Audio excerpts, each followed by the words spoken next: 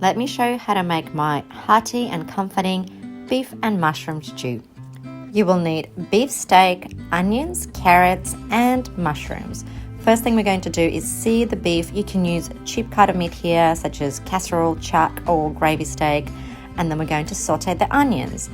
After that, we're going to add our pre-cooked beef back together with all those delicious sauces and seasonings.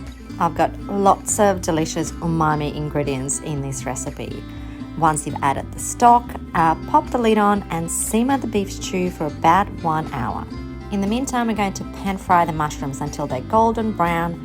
Season with salt, a little bit of balsamic vinegar for acidity. After 1 hour, we're going to add our mushrooms and carrots into the beef stew, and we're going to cook it for maybe 40 more minutes until the meat is very tender.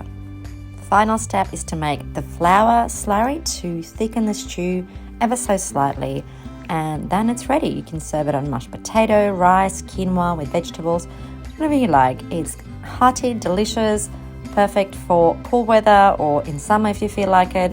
Enjoy.